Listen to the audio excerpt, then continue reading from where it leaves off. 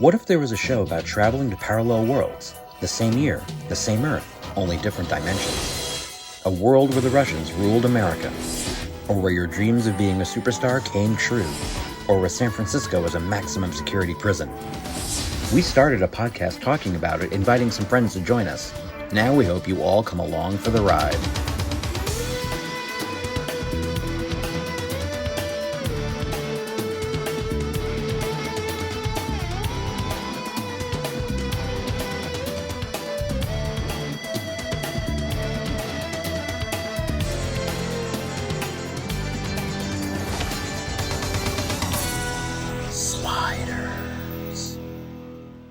Hey, paizans, how y'all doing?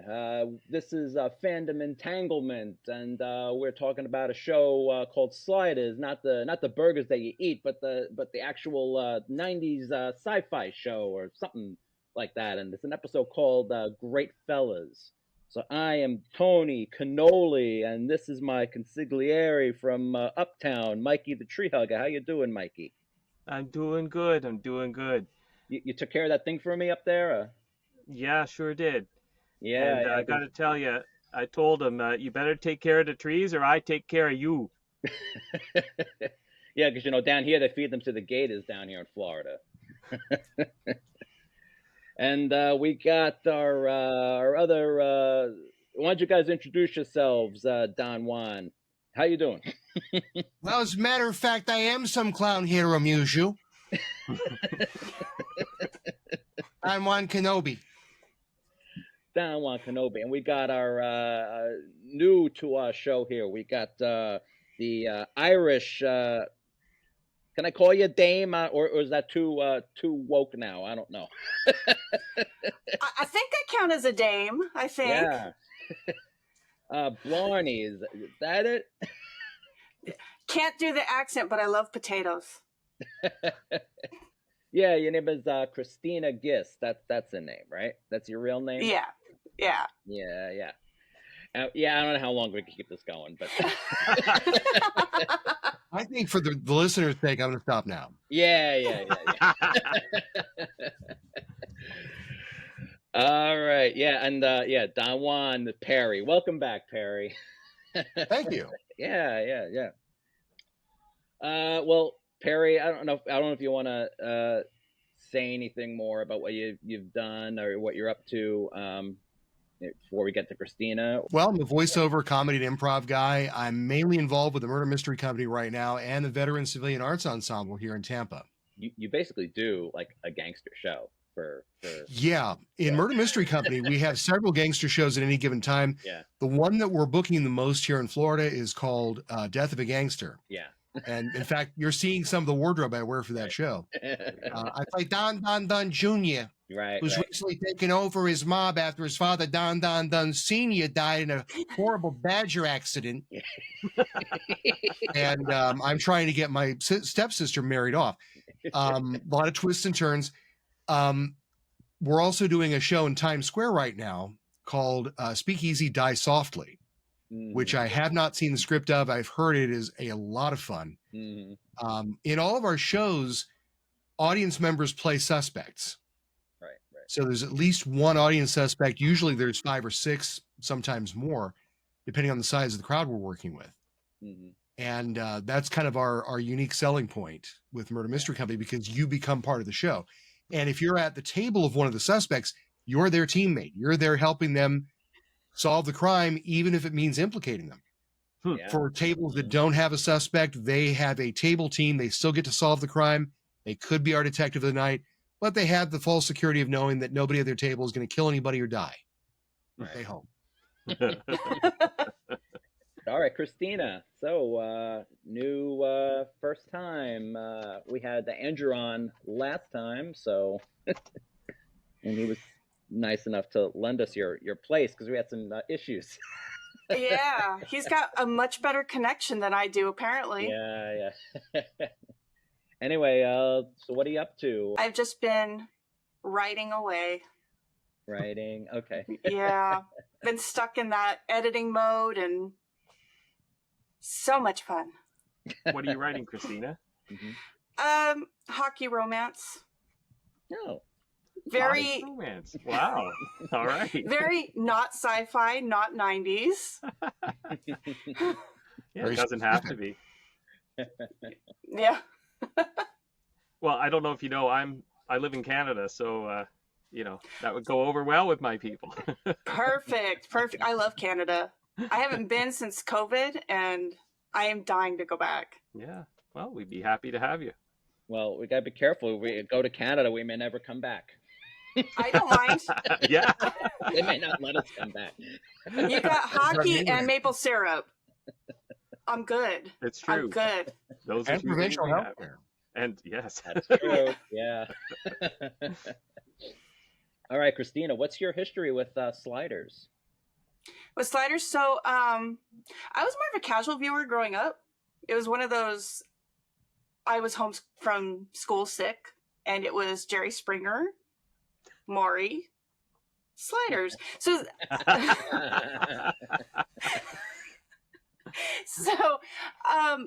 so I didn't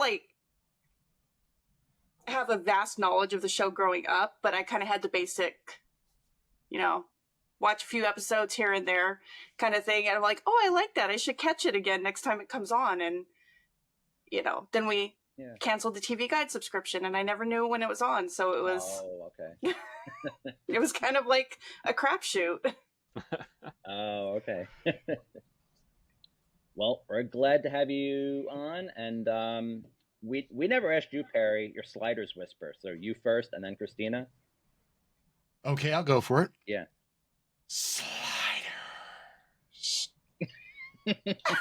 I can't top that. Oh, just try it. Do your best. Okay. Oh, I'm terrible at whispering. Okay. Sliders. Can you even hear me? Yeah. Oh, yeah. Loud and Yeah. All right, so let's get into it. This is, like I said, Greatfellas. This originally aired May 31st, 1996. Who has the notes here that says, oh my God, I was only 16?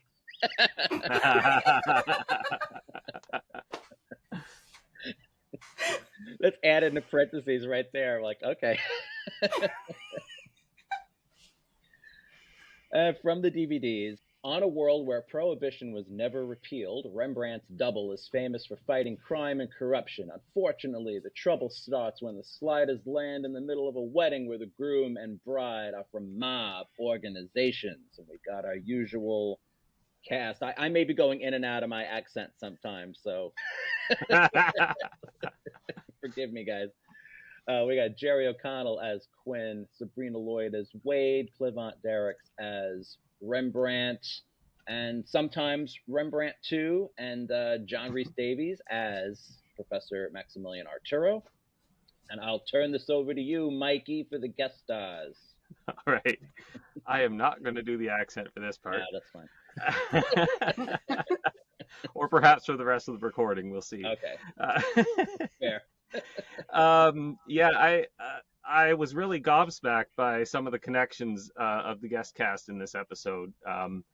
It's not all stuff I've watched, but there's a lot of weird connections. So we got Donnelly Rhodes as Ben Greenfeld, who is the father of the bride. I recognized him as Dr. Caudle from Battlestar Galactica. It took me a while because he looks different, even though it's the same guy, like maybe 6 years apart, but still. I always felt like Doc Caudle looked short, and in this episode he's rather tall. So, it took me looking up the credits to finally click who he was. And it turns out he was. This is where the weird connections start. He was a main cast member on Da Vinci's Inquest, which was apparently a popular Canadian show back in the day. I didn't watch it, but. He was Detective Leo Shannon on that show. Next up, we have Sarah Strange as Leah, who was the bride, or the bride-to-be. She was also on Da Vinci's Inquest as a character called Helen for 84 of the 91 episodes. She also played Jill Langston in the first 2 seasons of Regenesis, which is another fantastic sci-fi show from the mid-2000s. I don't remember the exact dates, but... and she was also the English version voice of the male Ramna, or on the various 1990s iterations of the Ramna 1/2 anime. More on that. Next, we have Benjamin Ratner, who played Tommy Greenfeld. That would be, I guess, the son of the father of the bride, a.k.a. the brother of the bride. Getting all the family connections here. He played Dr. Tesla on Travelers, which is yet another incredible sci-fi show that ran in the late 2010s. I think season 3 got picked up on Netflix, and that's where you can find it now. And also, apparently, keeping in this family here, he was in all 13 episodes of Da Vinci City Hall, which was a sequel series to Da Vinci's Inquest.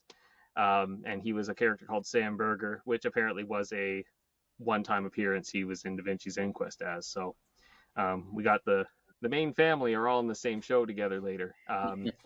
As is Venus Terzo, who played June, who I believe is the swindler, the one who took the money from Quinn. So she was also in all 91 episodes of Da Vinci's Inquest and all 13 episodes of Da Vinci City Hall as Detective Angela Cosmo. And then apparently this episode was a pre-reunion of all the main cast. Pre-reunion. Don't know. Someone who did Da Vinci's Inquest watched this episode of Slider and said, Probably. "Those are the people I want on my show." Probably. And that's my headcanon anyway. Yeah. But Venus was also the voice on the English version of the various Renma 1/2s. Again, she was the female Renma. So I don't know where all these cross connections happened, but yeah, it was pretty mind-blowing to me when I discovered all that. So that was our main guests. We also have, of course, the special appearance by Mel Tormé playing himself. Some version of himself. Some version of himself.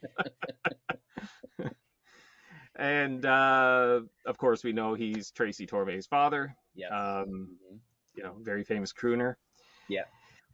And now we've got our with credits.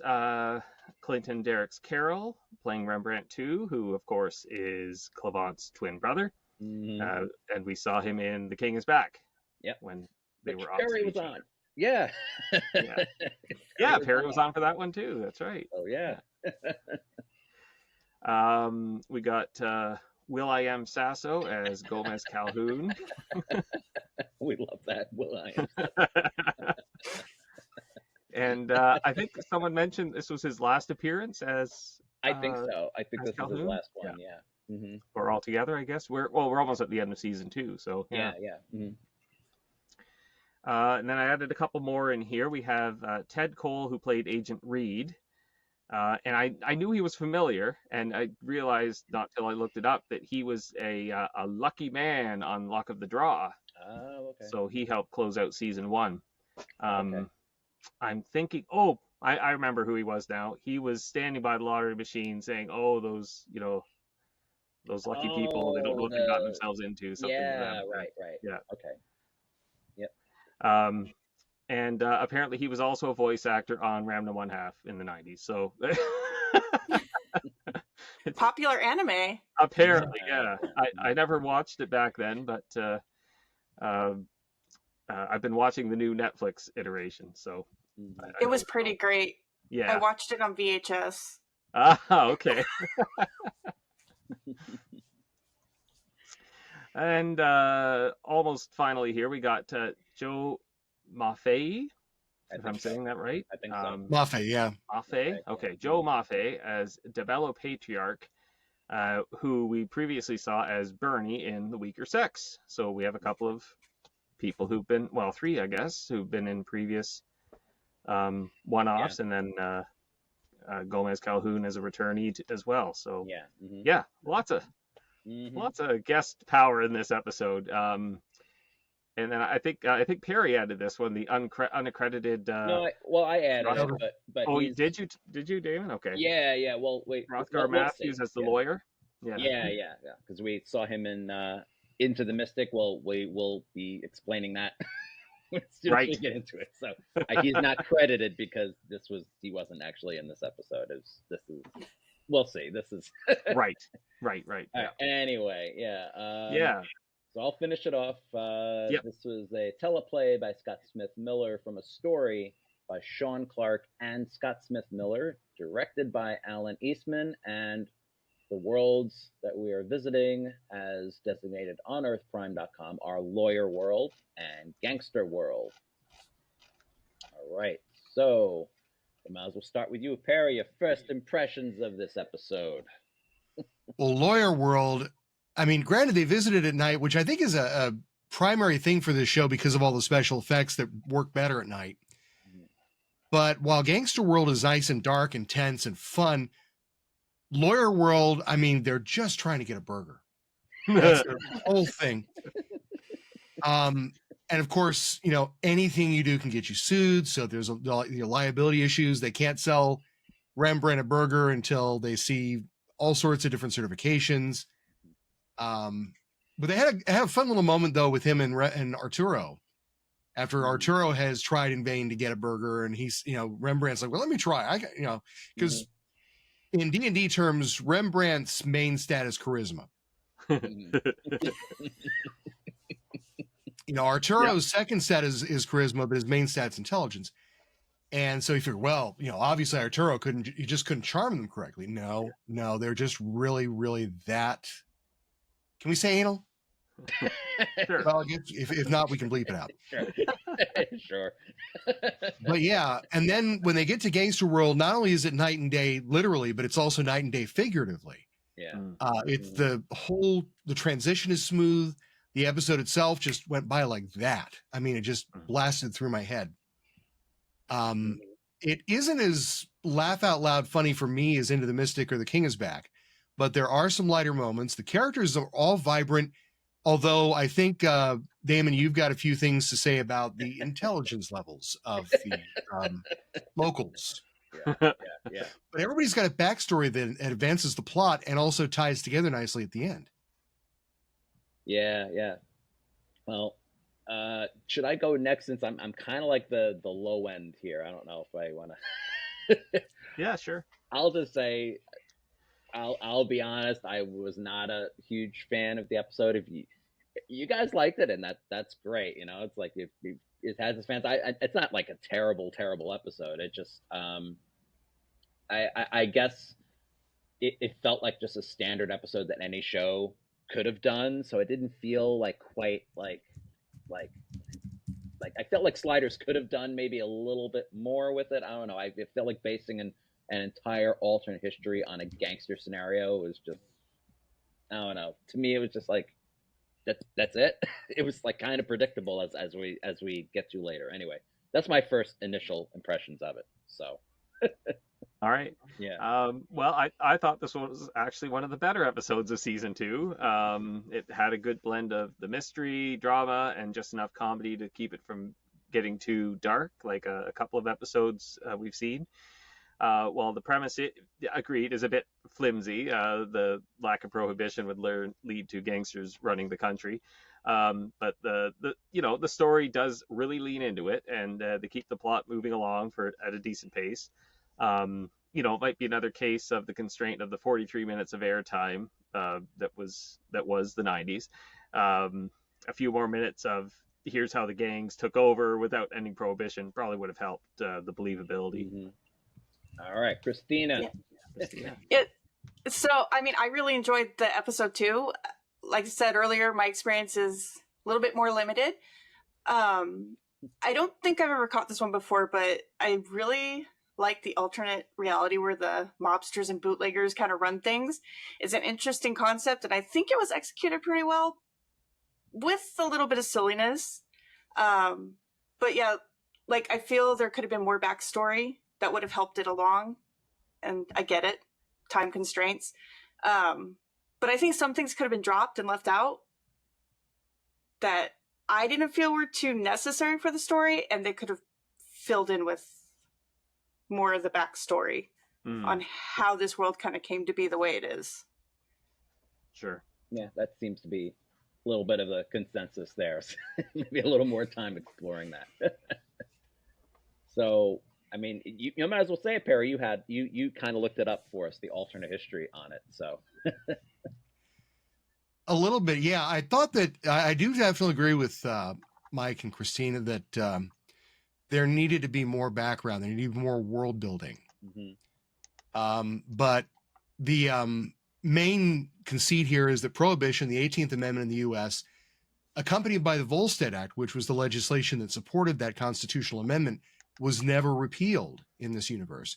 Now, interestingly enough, Earth Prime, which is a great resource for Sliders info normally, when I first looked it up, had the 17th Amendment. I don't know if they corrected that or not. I know in the travel log, they do have the 18th Amendment, but in the main page for Greatfellas, it does say 17th, or it did. Oh, maybe it's could have been. So highly unusual there. But yeah, in this universe, or in our universe, it was enacted in now, of course, I don't have it in front of me, so I can't remember. I want to say 1918 or 1919. And it wasn't repealed until 1933. It was modified earlier in 1933 so that you could transport and sell beer with no more than 3.2% alcohol, or 3.2 beer, which some of you may be very familiar with out there. I actually have family in Colorado, so when I was a kid, I heard a lot about it. Because apparently for a long time, Coors led the nation in 3.2 beer because it was manufactured in Golden, Colorado, and they kept making it after Prohibition, and people would drink it when they didn't want to get too drunk. Oh, okay. Just a little bit. Yeah. So in this universe, we still got bathtub gin, we still got all kinds of rot gut hooch, but it doesn't take center stage. Mostly what takes center stage are these two powerful families and the political corruption. Oh, yeah. Actually, yeah, I didn't write it down for whatever reason, but I did double that from memory. Oh. Because now I actually see the graph that I wrote here, and very good. I never wrote down the year for the 18th Amendment. Yeah. All right. All right, let's get into it. So you can start at Mike. I guess you have the same point I did, so you can start that. What? Oh, just that. Yeah, we start with Wade narrating from and writing in her journal again. Yeah, nice to see. Yeah, I always like that when it comes up. Yeah, we both had that point. I found it very interesting. Yeah. Well, it gives her something to do, because in a lot of these scripts, she just does not have enough work. Yeah, it's true. Yeah, I know. And so they're talking to the lawyer. Yeah, they're starting to enjoy themselves. They've started kind of getting into the rhythm of jumping from world to world. They know what's going to happen, and they are having a lot of fun with the fact that the lawyer has no idea. And so there's a lot of kind of, hey, watch this. And of course, the lawyer does a great job of playing gobsmacked, because we've seen him before. It's Hrothgar Matthews, one of my favorite named actors in the world. Oh yeah, we were trying to figure that out with the H was silent or something. Yeah, I remember. Well, it's originally Old English by way of Danish. Right. If you read Beowulf, there's a very prominent character, Hrothgar, who kind of runs the joint. Yeah. So that's the reason why he's not credited for this, because this was originally the scene that they shot for the beginning of Into the Mystic. I think it's even in one of the earliest scripts. This scene is attached to that because this is before they knew that episode was going to be the season premiere. So then once Tracy Tormé found out he could actually resolve the cliffhanger, he's like, oh, well, I'm going to write a new one. So, and then they just pushed this over to this one. I mean, so I can kind of tell that it was produced that way. They seem to be wearing the same clothes that they were wearing, and if I'm not mistaken, they are sliding out at night, and that's when they arrived on Into the Mystic, was at night. So, well, we don't know how long they've been on Lawyer World, though. Yeah, but they slide into this world and to Gangster World, and it's like the middle of the day. So that doesn't match up. Right. Yeah. Gotcha. Yeah. But I noticed it too. Like, what's with them doing forward flips into the vortex? Yes. I noticed that too. Because that make it fun. I know. Because then if you actually do have this go into the Mystic, no wonder why Quinn injured his shoulder, because he flipped into Yeah. it and he landed on his shoulder. My wild guess is that some stunt actors needed their union cards. This might have been their Taft-Hartley job. So it's like, hey, come on. I can get you. You can do a front flip, right? Yeah. That tracks. That tracks. Yeah. Oh, Except, so of that course, in the wasn't actual- John Rhys Davies doing the tumbles into the... Yeah, which central casting, if you can be a size double for John Rhys Davis and also do a front flip, there's a lot of work for you in Hollywood, because he's still working. Yeah. I think he's like 95% retired now, but he still does a few jobs. Yeah. Mm-hmm. A lot of voiceover. Mm-hmm. Yeah, it just seemed like it still seemed like a weird thing to attach to this, I guess, because they just wanted to still include it. It feels like it's so unconnected, so I don't know why they kept it. They probably, I don't know. But anyway, they arrive, and one of the first people they run into is Mel, the Velvet Fog Tormé himself. Such a miracle they managed to book him. I don't know how they managed to do it. Yeah, and you can tell by just the look, like, is it even before they arrive? Like, he doesn't want to be there. They're like, basically, he wants to rest his voice. Yeah. He's like the big guy. The character. Yeah, in character. Yeah, He doesn't not want to the do actor. it. He's like, He's like, I don't want to do this. Yeah, I wanted to Now, clarify Mel himself seems to be having a ball. Yeah. Oh yeah. Yeah. But the big guy was not having it. He's like, "Yo, you're gonna sing for my daughter's wedding. Come on." Yeah. And you got to wonder if Sinatra really isn't that much of a big name on this world, because they're like, who cares about Sinatra? We got Mel. Yeah, exactly. Yeah. Yeah, that was a fun bit, actually. Yeah. That was, That was nice. Nice touch. Mm-hmm. Had Sinatra was still he'd passed on by then, I think. Did he? Yeah, I think. What year is it supposed to be? This is Well, 1990. Same as us. Same as our world. Yeah. Francis Albert Sinatra. Yeah, I think he was gone. Was he? Yeah, no, he lived until 1998. Oh, there you go. Yeah. Okay. I mean, he was definitely not in good health toward the end. Yeah. But in gangster world, perhaps his health was a lot better. Yeah, maybe he could still be around there. I don't know. He'd be over 100. Oh. He was born December 12th, 1915. Oh, wow, yeah. Wow. Wow. So, yeah, he was around for a long time. He passed away at the age of 82. Yeah. Well, so I wonder if he even knew Mel, and there was kind of a gag there with the Sinatra's good, but Mel's better. Yeah. That's kind of cool. Yeah. But this is where I'm like, so leave it to a bunch of stereotypical Goombas that when a portal opens up in the sky, and then usually people are mesmerized by this thing, but no, our first reaction is to like aim at it and shoot a gun at it. I don't know if I should be insulted. I'm half Sicilian on my father's side, after all, so we don't take kindly to those kind of insinuations that we may be a bunch of dumb mooks, Four of us, only Damon had a prayer of being made because of being half Sicilian. What made me laugh was, instead of being like, "What's that? Oh my God, aliens!" They're like, "No, must be the feds." Yeah. I don't think the feds in any world have access to this kind of technology, and if they do, they're not using it out in broad daylight. Right. Yeah. Well, I did like the fact, though, that the vortex changed locations. We didn't, well, as you pointed out, the cold open was perhaps recorded separately, but like they didn't end up in a parking lot somewhere next to a burger stand. Unless this happens to be a mansion built on that said land in this world. But I like, the I guess we'll call it a gag of Wade and Quinn ending up in the pool instead of landing on dry ground. I of did course, find we saw that Remy crashed into the arbor there, but we don't see where Arturo lands, or how he landed on his feet, I guess, because he didn't see injured, and he seemed to have remained dry. So Yeah, that's true. Yeah. Mm-hmm. I think we can infer from this that there is a slight shift of time and space, but not a massive one. yeah, Like they're still more or less in the present day, but they might, again, slide in evening and then arrive in an afternoon. Yeah, maybe. And so far they haven't jumped anywhere. They haven't slid anywhere outside of San Francisco that far, have they? right. Yeah, they can't yet. It's still they'll explain that at the beginning of season 3 that Oh, okay.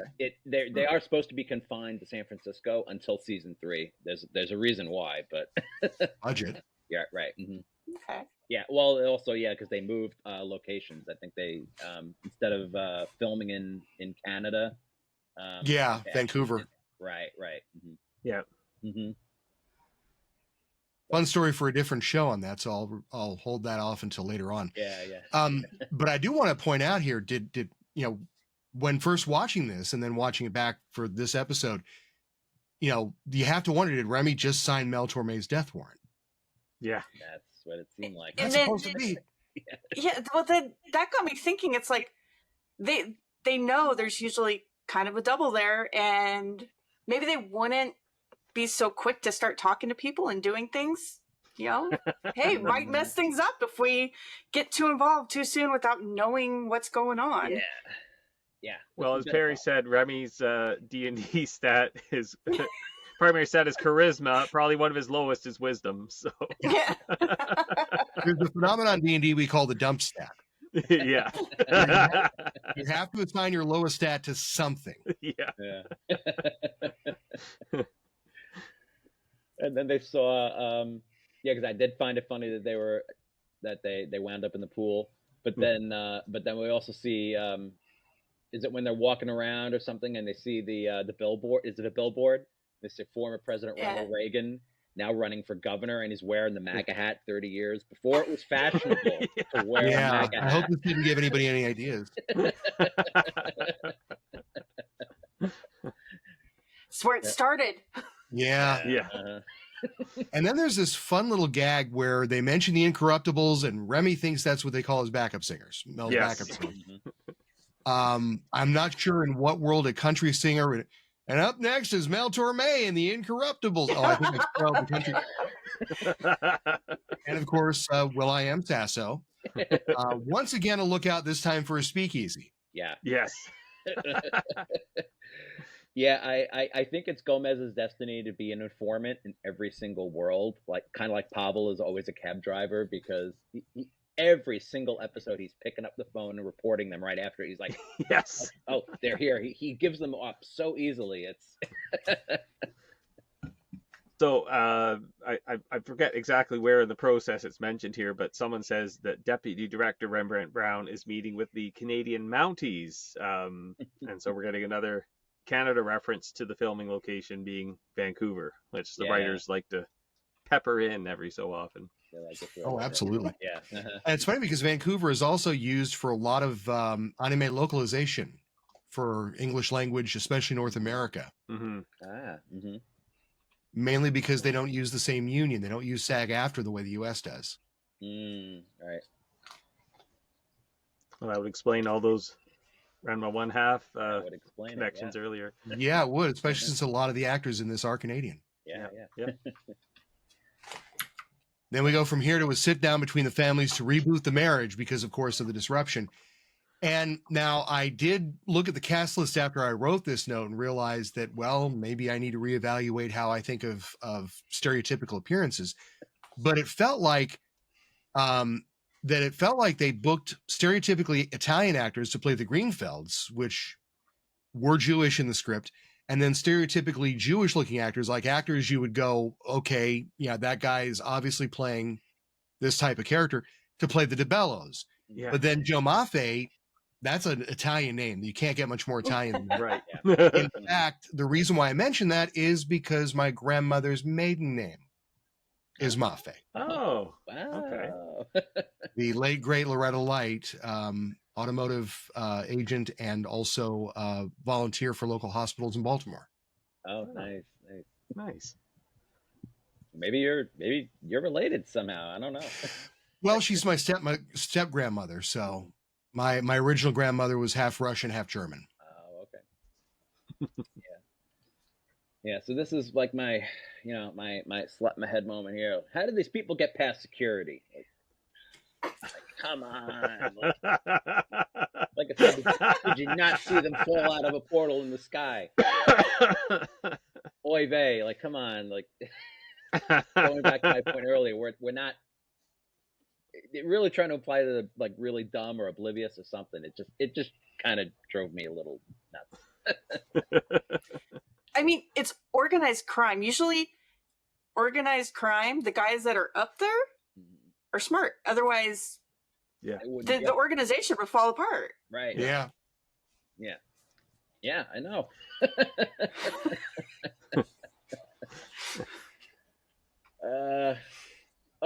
So what are they looking at is it the paper or whatever? Is it like looking at the movies, Goodfellas, Casino, and Return of Goodfellas, and that's all just on the Disney Channel. Yeah, that sounds like a rockin' Disney Channel. Yeah, I am curious to know what Return of Goodfellas is all about. I want to see that.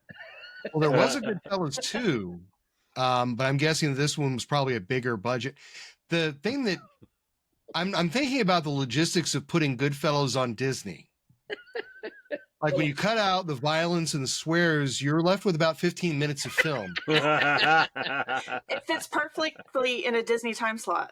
Yeah, that's true, actually. Right.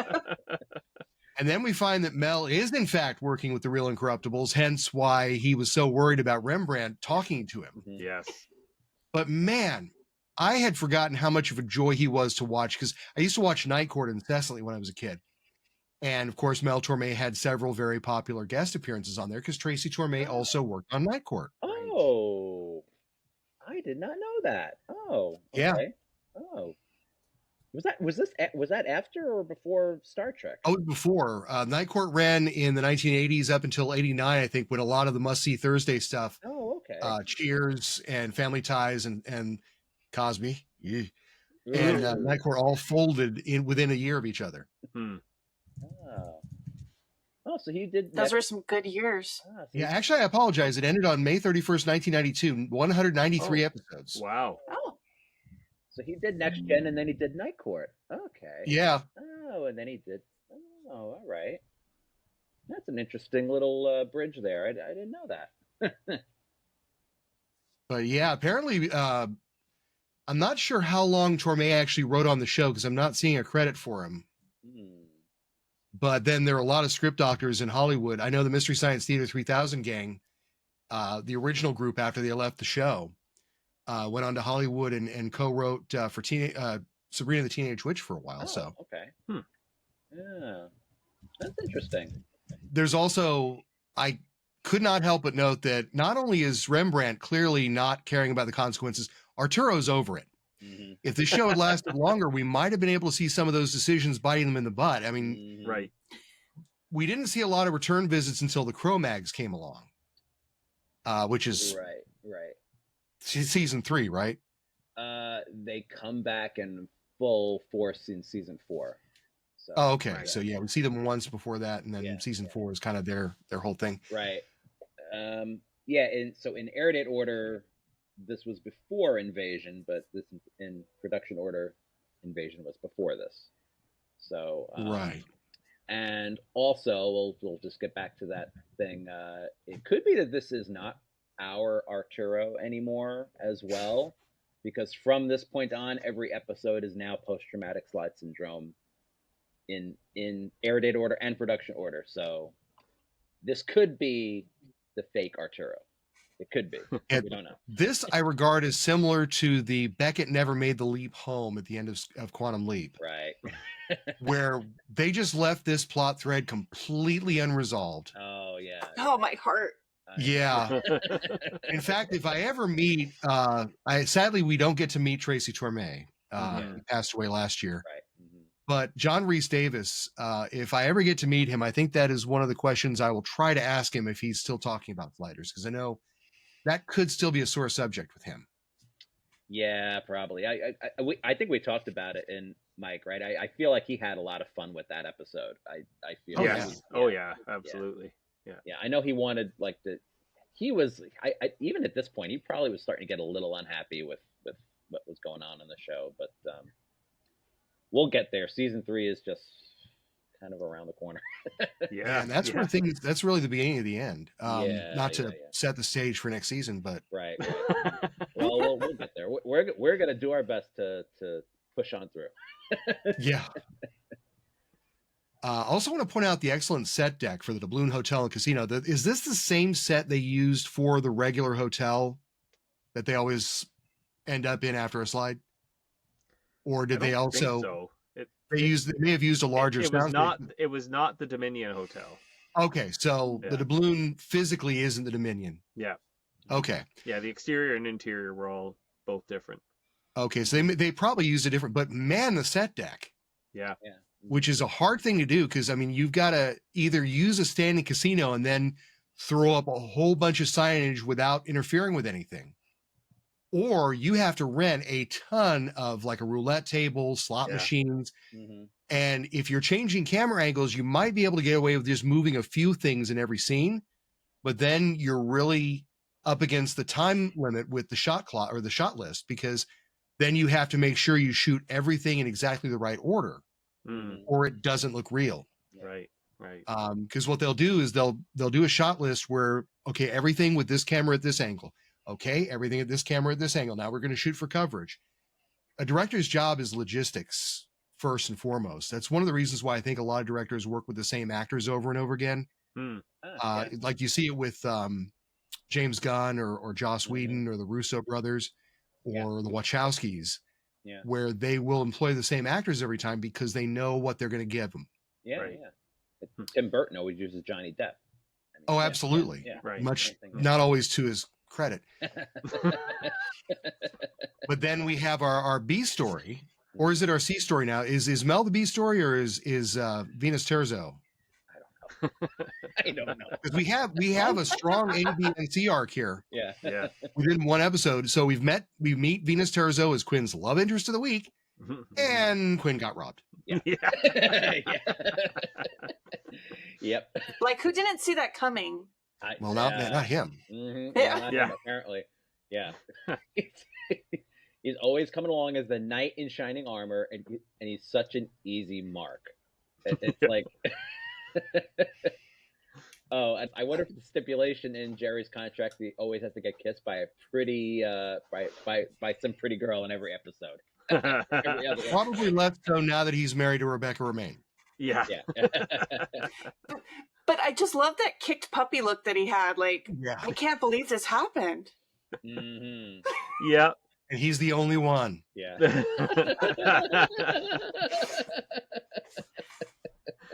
I really felt he got what he deserved there for needlessly getting involved.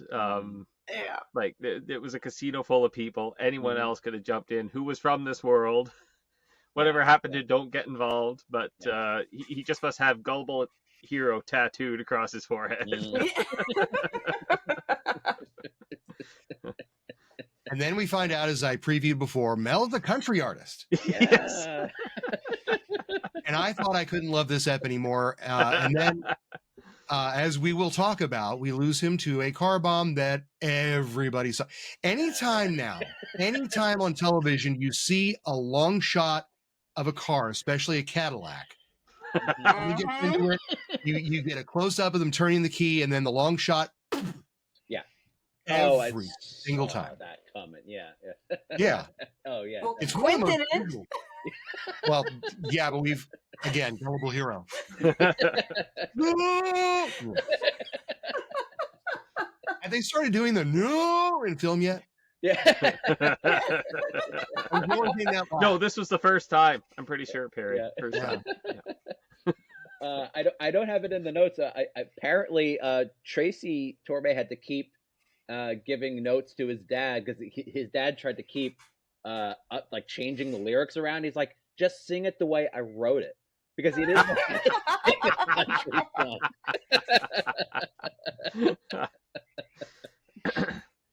I mean, those lyrics, can it be any more country than she took everything, including my dog? Now I'm brokenhearted and sad as a hog. Like,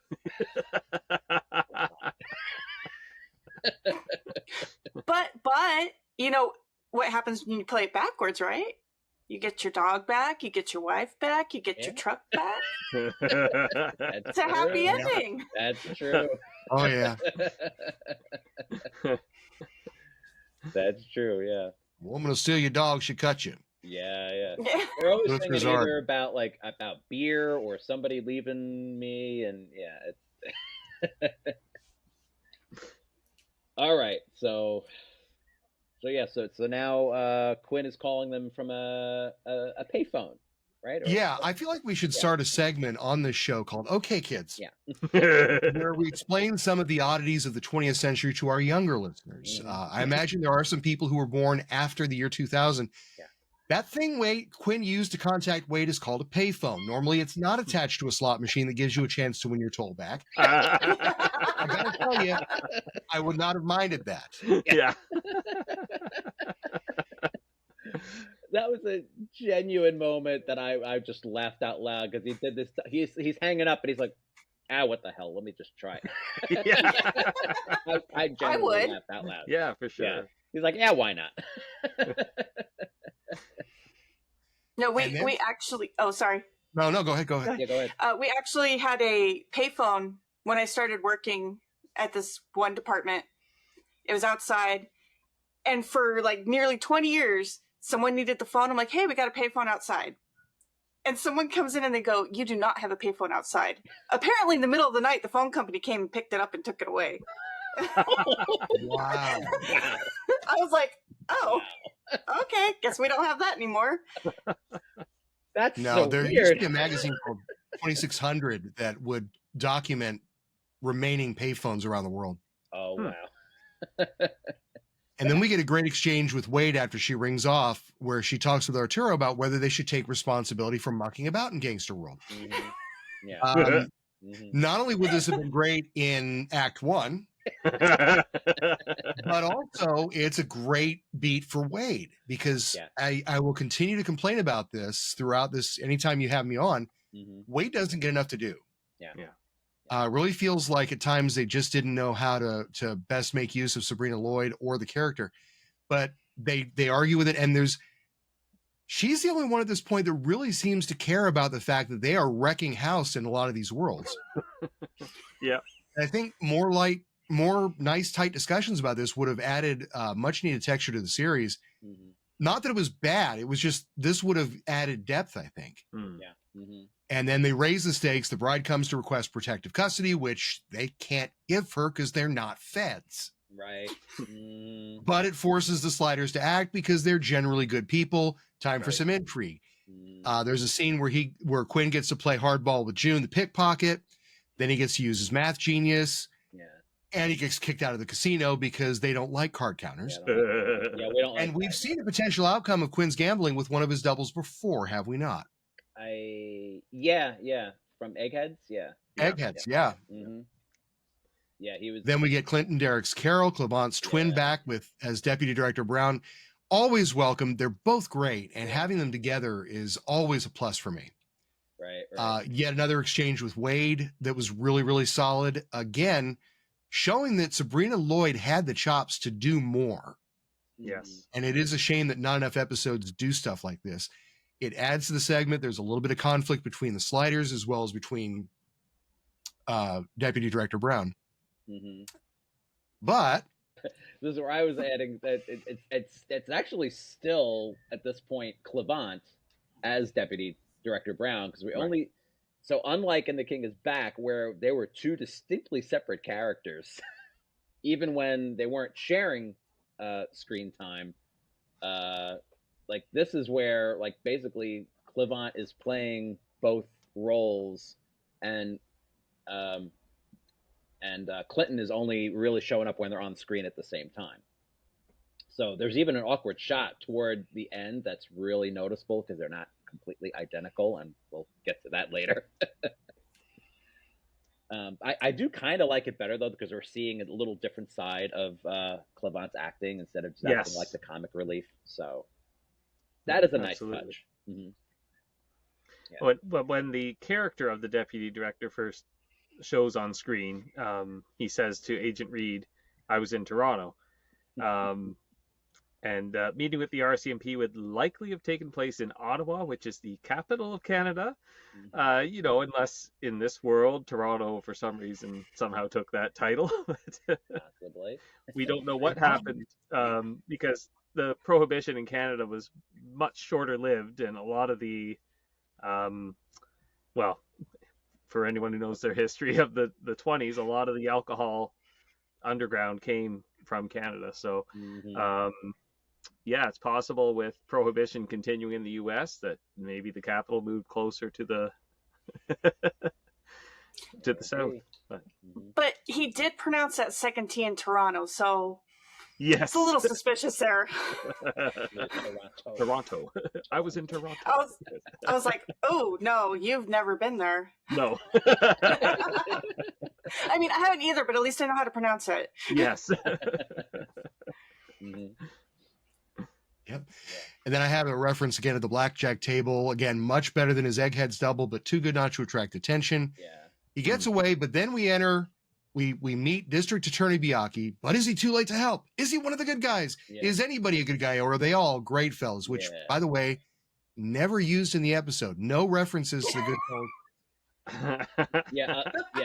No comments about it. It doesn't even really mirror the plot at all. It wasn't parody. It was just not really. Yeah.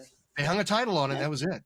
Yeah. Well, I guess they couldn't call it Goodfellas because they don't want the wrong people coming after him. If you know what I'm saying. No. Yeah. Scorsese. Yeah.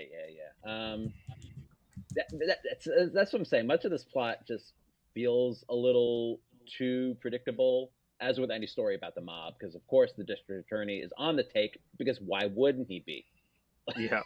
Yeah, I called that too. Yeah. Well, there's always one corrupt good guy at least, and it's always the one you go to with information. Right. Always. Yeah. Come on. And then we get a nice little bit about how hard it is to duck when you're tied to a chair and people are exchanging gunfire directly between them. And then we have this great wrap up, a marvelous two-shot. We have this marvelous two-shot of Quinn and Leah, followed by an even better one of the twins. And then our sunrise moment, which was a great last TV appearance for Mel Tormé. Yeah, this was his last appearance, I think, right? Yeah. Because he got ill very shortly after this, I think. He did, yeah. Part of the reason why Tracy Tormé left after all of the stuff going on. He's like, well, my father's getting ill, and they're giving me crap about this show, so this is, Yeah. Mm-hmm. I know what you said earlier about him dying. I was just surprised that he came back, right? Like, I figured, they never showed a body, they never, but whatever. But I wondered, I was just trying to figure out why the car blew up. Was it the mob, or did he blow it up himself to take the heat off? That's a good And I'm thinking it's probably the latter. Yeah, that's a good point. Yeah. So it kind of reminded me of this movie. It's a silly little movie called Mobsters and Mormons. And basically this mobster is in witness protection, and he's in this little Mormon community. It's a funny movie. But his cover gets blown, so he fakes a car bomb so he can go move to the next safe house while the other mobsters all think he's dead. Okay. Yeah. That's how they ended that one. That's interesting, yeah. So this is the awkward scene that I was talking about, where we see Clinton walk away from Clevant in the one shot, and in the very next shot, Clevant is turning around looking at himself. Giving himself that little, like,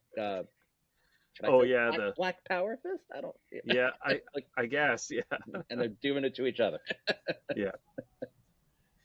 So Clement's doing it to himself. Yeah. It just looks odd because you can clearly see that it's Clinton walking away, and then in the very next shot, so it is a little awkward. That's all. Yeah, that's. They could have just had Clinton do it, eh? Yeah. Mm-hmm. Well, speaking of the vortex, I timed it here because it seemed a little long.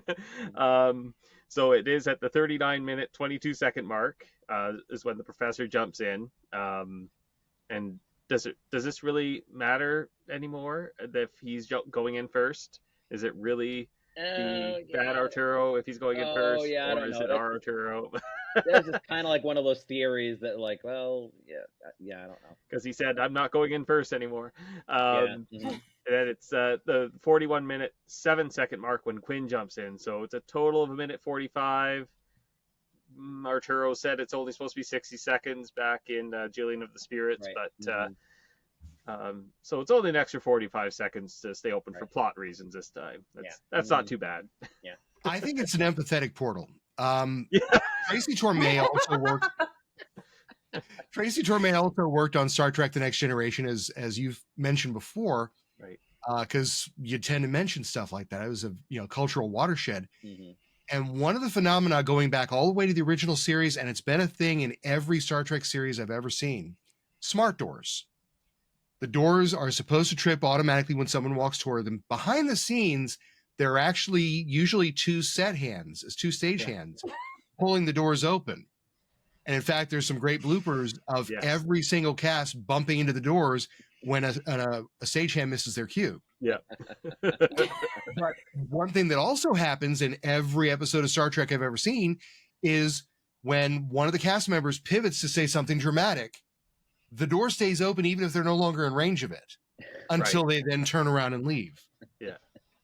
I think the portal works the same way in Sliders. Maybe.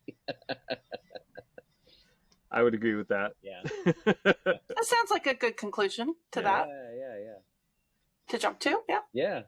So the last scene, of course, the bartender, the boyfriend, and the damsel in distress were all in on it together.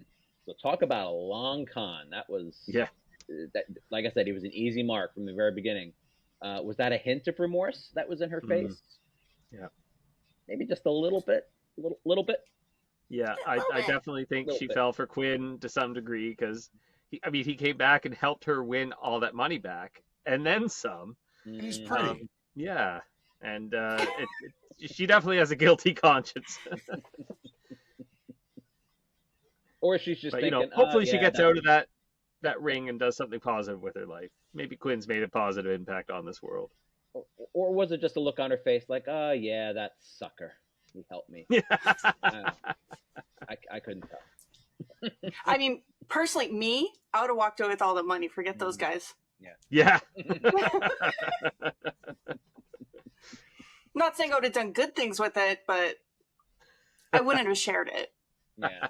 Well, in the notes you said that you'd hope there was some sort of walking away. Is that what you were talking about? Well, however she wanted to walk away, whether to do better or just do her own thing, she just kind of fell back into it. And I think that's why that particular storyline kind of fell flat for me. It's like there's no progression there. It's just you went right back. Because when I saw the walking away, the first thing I thought was every episode of Leverage. Because at the end of every episode, they just walk off in separate directions. And it's it's one of those great classic show beats that it really followed the show. All right. So this is your goof, Perry. Yeah, I mentioned this before, not a goof from the episode. Yeah. But the normally reliable Earth Prime, which I do recommend as a Sliders reference. Yeah. They did, in the edition that I saw, refer to the 17th Amendment as the Prohibition Amendment. In our world, it's the 18th. Right. And it was 1919, by the way. Oh, okay. Yeah. Okay. So 14 long years. Wow. Oh. That was a long time. Wow. I did go, when I was in Canada, I went to a shipyard, and this guy was like, come here, we got something out back. I got to show you guys. Because we were there for, just to look at the stuff. We're really into the pirates and everything. So he's like, I got something to show you guys. He takes us out in the back, and he shows us this, like, I don't want to say ancient because it's only the 1920s, but this rum runner. He's like, I can't restore it, but this is a rum runner, and I got it in my shipyard. Wow. And he's like, I think I'm going to make something of it, so do tours and stuff. Wow. It was really cool. Wow. Yeah, that's cool. All right, you guys got some memorable lines, so I couldn't pick any out. So. Well, I liked Rembrandt's comment on the commercial with the Reagan's opponent. I've forgotten his name already. Joe Biaki. Yeah. Oh, yeah. promising to raise taxes and hire more cops. Rembrandt says, "Who ever heard of a politician promising to raise taxes?" Mm-hmm. And then the other Rembrandt, Deputy Director Rembrandt, at the end says, "For evil to triumph is for good people to do nothing," which is quite a impactful quote for these days, this age. But apparently it's a paraphrase of a quote by John Stuart Mill, which he said at an 1867 inaugural address at the University of St. Andrews in Scotland. Yeah. So I guess this quote's been around for a while. A little bit, yeah. Oh, yeah. And then in mine, from both sides of the coin, Mel Tormé, they say a cat's got 9 lives. You have any faith in that old wives' tale? Just remember, the cooler the cat, the harder he is to kill. Yeah. That was a good one. Yeah. Yeah, and then I think this may have been one of like 5 lines the character had, but I think it was the bartender. Unbelievable. So, yeah. You get to keep the $100,000, and now that sucker sends Leah Greenfield over with a $5,000 tip. Is this a great country or what? Yeah. Yeah. Yeah. All right. We do have more comments, but I was just gonna like throw a few here because I think more of the comments we could do maybe toward the end, especially since we're gonna have somebody back for the finale. So we'll talk about Invasion.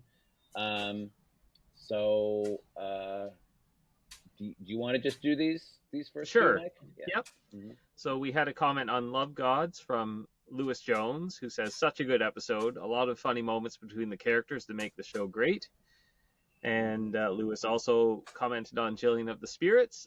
"Definitely a favorite. Loved the end with Wade and Quinn saying goodbye. Always gets me." Yeah. That was a good scene. Yeah. He literally just sent those comments in. I'm like, oh, let me add them. Yeah. And on Invasion, Albie Burge says, "These guys are cool." Yeah. Referring to himself and Chris. Is he talking about himself, or is he talking about us, or both? Maybe all 4 of us. Let's go with all 4 of us. Yeah. I just thought I'd throw it in there. We love you, Albie. Yeah. All right. So if we got nothing else, we get our final thoughts and our ratings. I might as well go first since I'm the lowest one, I guess, and then we'll just better from there. I just got a lower rating mainly because of I think it's how the mob guys are depicted as a bunch of dummies. That's kind of why it's because it's not a terrible episode. What has my lowest been? Has it been 6.5? I don't think I'm going. Yeah, maybe. So yeah, and just because of the predictability of certain story elements and stuff, so I give it 6.5 predictable car bombs out of 10. Well, I'm not going to rehash too much. I kind of said what I wanted to earlier, but on the whole, I give the episode 8 Mel Tormé country songs out of 10. It's a good one. Oh, absolutely. Yeah. I do agree with you, Damon, on the sometimes lacking depth of the secondary or tertiary characters. The mobsters really didn't feel as fleshed out as they could have been. But even so, there were a lot of moving parts in this episode, and I felt the A, B, and C stories of this one pay off beautifully. So I'm going to give it 9.5 Reagan for Governor posters out of 10. Good. Well, I thought this was entertaining, and everything kind of wrapped up nicely between, the mistaken identity and casino sweeping. I'm going to give this one 9 bribes from the mob out of 10. Nice. Nice. All right, so next up is our final episode for season 2, which is The Young and the Relentless. It might be a family affair. Who knows what we're doing for that? We definitely got somebody, but there might be some other little stuff going on with the family. We don't know. We'll see how it goes. Anyway, so thank you very much, Perry, for coming back with us. Yeah. So if you want to tell everybody remind everybody where they could find you. You can find me on most social media as Brunsworks or at Brunsworks, depending. I'm on Blue Sky, Tumblr. Yes, Tumblr still exists. Facebook, because I think you're legally required to be, but not X. No way. I also have a somewhat irregularly used Substack and Patreon pages, but that's going to be changing very soon. Oh, okay. I'm going to be working on a new special project. And of course, if you're in Florida or South Georgia, you can see me in the Murder Mystery Company at ticketed events at Maggiano's Little Italy in Jacksonville, Boca Raton, Orlando, and of course, Tampa. Yeah. All right. All right, Christina, thank you so much. This is Of course. yeah, and thank you for bearing with us for all the issues that we had trying to get this going. Third time was the charm, right? Right. Hey, you notice I had no technical difficulties. No, not Yes. at all. All right, so if you want to let everybody know how they can contact you, or anything. I mean, I'm on most of the socials. Go for Lunch C, pretty much everywhere.